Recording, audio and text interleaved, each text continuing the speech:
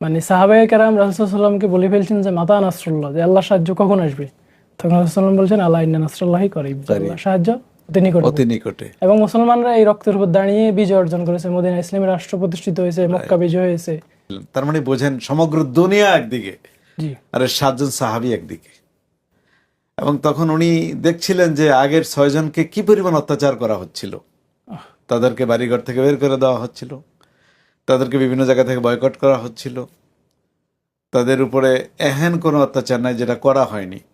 মানে গরম পাথরের উপরে, আগুনের কুণ্ডলের উপরে তাদেরকে শোয়া দেওয়া হতো, আর চামড়া গোশত গলে গলে পড়ে যেত, কিন্তু মুখ দিয়ে উচ্চারণ করতো আল্লাহু আহাদ, আল্লাহ এক, আল্লাহ এক। এই ছিল সুমাইয়া রাদিয়াল্লাহু আনহা। এবং আপনি আরো জানেন যে ওনার হাজব্যান্ড ছিলেন ইয়াসির ইবনে আম্মার, আমির। তিনিও কিন্তু ইসলামের প্রথম দিকের শহীদ। এবং তাদের সন্তান আম্মার ইবনে ইয়াসার, তিনিও ইসলামের জন্য শহীদ। মানে পুরো শহীদ পরিবার আর কি। এবং সুমাইয়া আমরা তো জানি নারীদের মধ্যে প্রথম শহীদ, আবার সাহাবীদের মধ্যেও প্রথম শহীদ।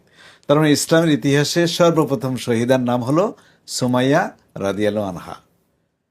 এবং তাকে নিষ্ঠুরভাবে অত্যাচার করে করে আপনার হত্যা করা হয়েছে। এবং তার লজ্জাস্থানে তীর মেরেছে আবু জেহেল, এই পাষণ্ড। এবং তিনি কাতরাতে কাতরাতে ইন্তেকাল করেছেন।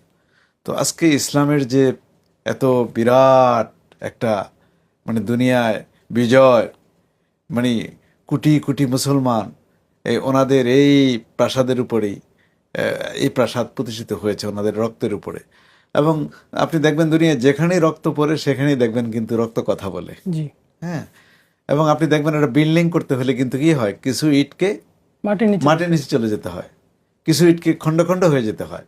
আমি মনে করি যে সুমাইয়া রাদিয়াল্লাহু আনহা যদি এভাবে জীবনকে বিলীন করে না দিতেন, আজকে ইসলাম এত বড় পৃথিবীতে, এখন আপনি জানেন হয়তো প্রায় 58টি মুসলিম দেশ, জি এবং এর বাইরেও অনেক মুসলমান অমুসলিম দেশ আছে যেখানে প্রচুর মুসলমান আছে। যেমন ইন্ডিয়াতে প্রায় 30 কোটি মুসলমান আছে।